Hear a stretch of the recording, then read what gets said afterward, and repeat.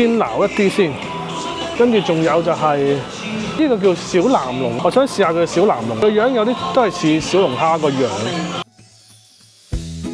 今次去到科學館站，是一間近期由杭州、廣州開到過嚟嘅抵食海鮮自助，裏邊除咗有即撈海鮮之外，仲有烤肉，當中佢哋嘅鮑魚都係必食，用炭火烤更加原汁原味。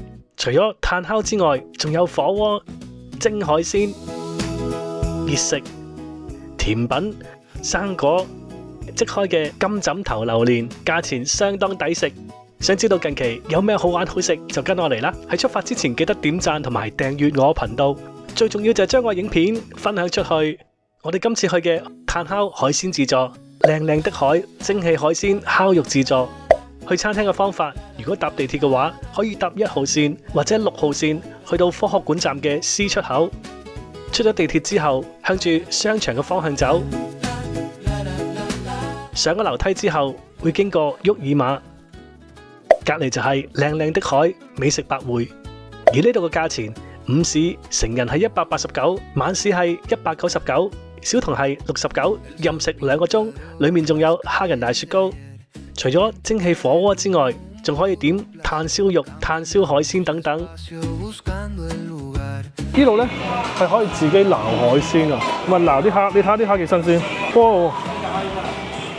入邊咧原來仲有甲魚，即係叫我哋嘅水魚，仲有小龍蝦都有，呢度都有小龍蝦嘅。咁如果中意食小龍蝦嘅話，可以試下啦。先撈一啲先，跟住仲有就係呢個叫小藍龍，我想試下佢嘅小藍龍，個樣有啲都係似小龍蝦個樣。小藍龍蝦，仲有呢個黃骨魚咧，通常咧都係嗰個食粥啊。呢度仲有啲3點蟹，我哋撈啲3點蟹。咁3點蟹，呢度咧仲有啲蜆，每樣少少試下咯。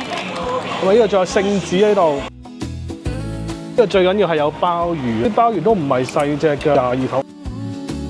我試下嗰2隻咯，鮑魚好靚喎，要洗嘅。麻煩你嘛，謝謝，謝謝，謝謝。仲有其他嘅名蝦，貝殼有卜卜蜆、花螺、沙白。見到職員會不時補貨，估唔到呢度仲有新鮮嘅鰻魚。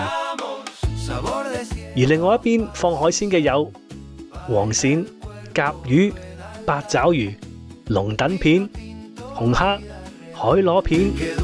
除咗海鮮之外，仲有炭燒肉、和牛牛上腦、唔同嘅肥牛、烤肉片，亦都有手切嘅鮮牛肉、吊籠。呢個係蟲草花雞肉片，現切嘅雪花牛肉。而另外一邊有放雞翼、五花腩、牛排，最適合我嚟做炭燒鐵板。亦都有新鮮嘅鰻魚肉、毛肚、扇貝、生蠔、帶子。而另外一邊係放唔同嘅蔬菜、菇菌、響鈴等等，我嚟做打邊爐就相當適合。而刺身方面，有大陸嘅吞拿魚、三文魚、鯛魚片。而另外一面，如果肚餓嘅話，亦都有熟食嘅壽司。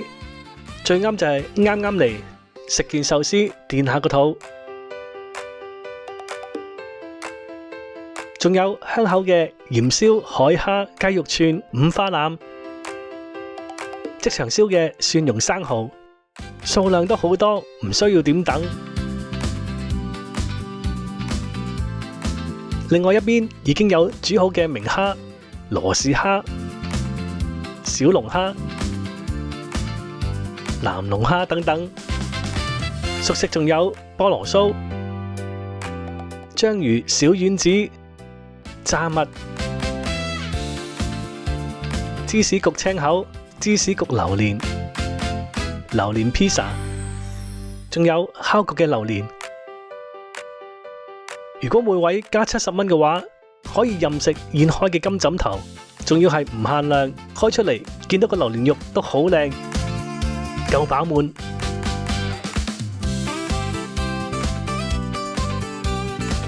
有手筆嘅蝦仁大雪糕，另外甜品都幾多選擇。賣相好精緻嘅蛋糕，啱晒小朋友。另外呢個水果撻值得推介，有包師傅嘅質素，仲有水果涼粉、榴蓮千層蛋糕，見到個榴蓮醬都好足料，唔同嘅芝士蛋糕。另外仲有紅豆涼粉撈、沙律菜、水果沙律已經分好碗。生果方面有百香果、芒果、蜜瓜、火龍果、西瓜、荔枝、藍莓、聖女果。生果嘅品質都好靚，好新鮮。望一望佢哋嘅飲品櫃，都有成20幾款嘅飲品，啤酒、汽水。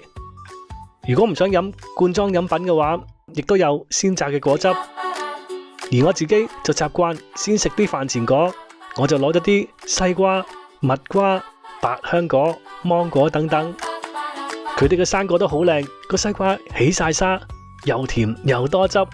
喺呢度除咗食蒸汽海鮮火鍋之外，仲可以炭烤肉、炭烤海鮮。我哋就將洗完嘅鮑魚蜆放喺鐵板上邊，仲有扇貝、生蠔、帶子都係必食。首先喺鐵板上邊加幾滴油，就可以將食材放上去。先放啲海鮮，再放啲手切牛肉喺個鐵板上面燒，仲有生蠔、扇貝、鮑魚等等，都係即撈即處理，相當新鮮。雖然係100零蚊嘅自助，但係仲可以蒸海鮮邊鐵板。喺蒸海鮮嘅同時，個牛肉都得啦，可以將牛肉攞上嚟。佢哋都有好多個調味料，可以自己調翻個靈魂醬汁。牛肉都得啦，可以先食咗佢牛肉先，啱啱即刻上嚟。牛肉比較快啲，試下先。尤其是鐵板燒，可以點翻少醬汁，佢有好多醬汁可以揀。點啲肉，果然係提鮮解膩。其他嘅生蠔、帶子、扇貝都得。佢哋嘅帶子夠肥大肉厚，試下先，好多汁，調咗味，好有嗰啲蒜蓉味道。仲有生蠔，啱啱好軟滑，夠甜，夠鮮味。鰻魚、鮑魚用鐵板更加香口，鮑魚夠爽彈啦。而另外一邊嘅蒸海鮮，可以先將蒸好嘅海鮮先夾出嚟，咁就唔使蒸得太耐啦。而蒸籠嘅下面係做火鍋，我哋就攞咗啲毛肚、手切牛肉等等，可以攞翻啲麻辣湯底料，做個麻辣火鍋，淥一淥啲牛肉同毛肚。